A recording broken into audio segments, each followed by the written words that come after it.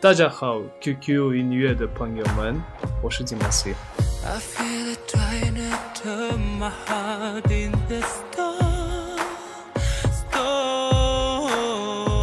不久前已经发布了新专辑，可以先跟大家介绍一下你这张专辑。бұл ID деп аталатын менің ең алғашқы ән жинағым, менің жүрегімнен шыққан әуендер, менің көрермендеріме деген махаббатымның дәлелі болған альбом деп айтуға болады. Өйткені қаншама көрермендердің ықыласын естіп жатамын, мен өзімнің махаббатымды, алғысымды әндерім арқылы ғана жеткіземін. Сол себептен бұл альбом ең алдымен менің сіздерге деген ризашылығым, махаббатымның белгісі деп біліңіздер. Сіздердің көңілдеріңізден шығып жатса, мен үшін бұдан басқа арман жоқ. 自己亲自参与创作《战争与和平》，创作中会有什么样的小故事？ әуенін мен жаздым, сөзін менің тапсырысым, қалауым бойынша жергілікті өте талантты ақын жазып берді. Ең алдымен осы ән арқылы мен қалың көрермендерге бір месседж жібергім келді. Әлемде тепе-теңдік болу керек, әлемде бейбітшілік болу керек. Сен қандай бір ұлттың өкілі болмасаң да, қандай бір алып елдің өкілі болмасаң да, сен алып елдің өкілі болып тұрып, кішкентай ғана бір аз ұлтты халыққа да тепе-тең қарау керексің деп ойлаймын. Ол менің ең басты армандарымның бірі. Егерде сол себептен бәрімізде бір-бірімізді түсінуге тырысайық. Ешқашанда бір-бірімізге тіс қайрап, қабақ шытып, бір-бірімізді ренжітпейік. Сол кезде біз бәріміз де бақытты боламыз. Әлемде тек қана бейбітшілік болса, аманшылық болса, адамдар бақытты күн кешеді деп ойлаймын. Сол себептен осы әнді жазған болдым. 这张专辑里面有涵盖了很多音乐元素，那接下来还有哪些音乐元素是迪玛希想去尝试的？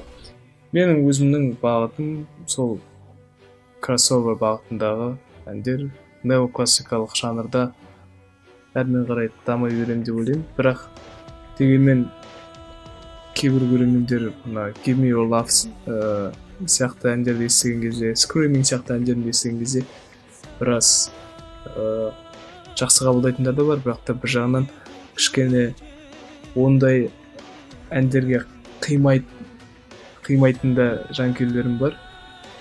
Олардың көз алдында мен баяғы SOS секілді әндерді айтып көріп қалғаннан кейін көздері үйреніп қалған. Бірақ әрине мен осы бағытта дамай беремін.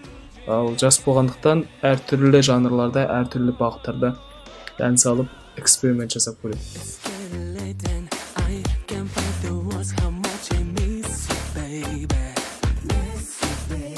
Give Me Your Love 这首歌的创作灵感来源。 Майкл Джексонның This Is It дейтін киносы бар ғой, бәріміз білетін.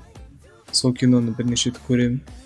Содан кейін студияға келемін де, студиядағы ән өңдеуші ағама келіп айтам, осындай бір бағытта, дәл осындай дыбыстармен бір ән шығарғым келіп тұр, көрейік деп. Содан кейін екеуміз бірлесе отырып, мен мелодиясын жасап, бағытын таңдап, болғаннан кейін Ереке аранжировщик есебіндегі, ән өңдеуші есебіндегі көзқарасымен осы әнді әрлеп берген болатын. Бұл Майкл Джексон ағаның құрметіне бір жағы. 那在唱悲伤的歌曲的时候，总能感受到就是迪玛希特别热情，很打动听众的。那在唱这种悲情歌曲的时候，心里在想些什么？ енді әрине әнді 100% жеткізу үшін алдымен адам сол кейіпкердің орнына өзін қойып көру керек. Мысалы, мен жігіттің қызға деген махаббатын орындап тұрған кезде, мен әлбетте өзімді елестетем.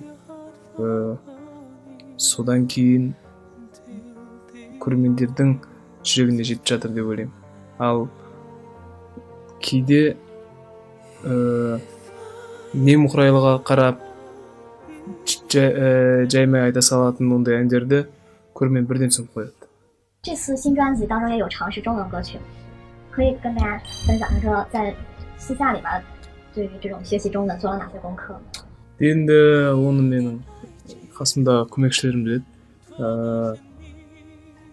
Әрбір Қытай тіліндегі ән жазған кезде біз тек студияға келіп бір күнде ғана бітіре салмаймыз. Мына тіл мәселесінің кесірінен 3-4 күнге дейін созылып кетеді.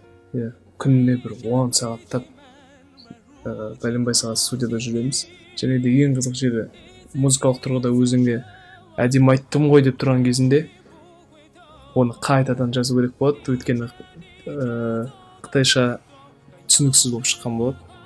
Сол себептен осындай қызықты сәттер болды. Сол кісілердің көмегімен әнімді бір мейлінше әлдеқайда түсініктірек болып айтып жатырмын. 那就是在努尔苏丹演唱会中那个红双喜背景，你知道是什么意思吗？然后是自己的主意。对，өтірік менің еден деп айта салу керек еді. Ол менің тамаша досым болып кеткен қазіргі таңда режиссер мырзаның идеясы. Және де осы концерттің қойылымын жасаған барлық азамат-азаматшаларға шын жүректен рахмет айтқым келеді. 现在在哈佛攻读硕士学位，学的是作曲还是编曲？ Композитор. 大家其实都很好奇，硕士毕业之后还要攻读博士。 Міндетті түрде. өйткені музыканың түбіне жете алмайсыз ешқашан. 他语的老公怎么说？ иә. Қазақ тілінде мысалы менің әйелім ертең мені күйеуім деп айтады. Енді отағасы деп айтады ғой. Күйеуім деп айтады. Күйеуі және отағасы. 那演唱会上被粉丝叫做老公，当时是什么样的心情？ күшті ғой енді. Қыздар саған күйеуім деп шақырып тұрсақ, ең алдымен әзілдесемін де айтып жатыр ғой. 刚见完成龙大哥，现在怎么样的心情？ өте керемет көңіл күйдемін. Енді Джеки ағамызбен әр кезіккен сайын ол кісінің батасын аламын. Ол кісінің мына айтып жатады ғой, ұстаздығы етуі, мысалы кеңес беруі, мен секілді жас жеткіншектер үшін, жас әртістер үшін өте керекті дүние. Сол себептен ағамызбен әрбір кездескен сәтім ерекше сәтті. 有没有了解一些饭圈用语之类的？ Не био бачаң. 说说自己3个优点。 Кемшілігімді айтып берейін бе? Мінезі ауыр, қырсық, өзің айтқаннан ұмытып кетсең қайтпай деймін. 最后还有一个才艺要给大家展示。 Қазақта қонақ кәденің көбісін домбырамен орындап береді. Сол себептен домбырада бір кеш етіп берейін рұқсат болса.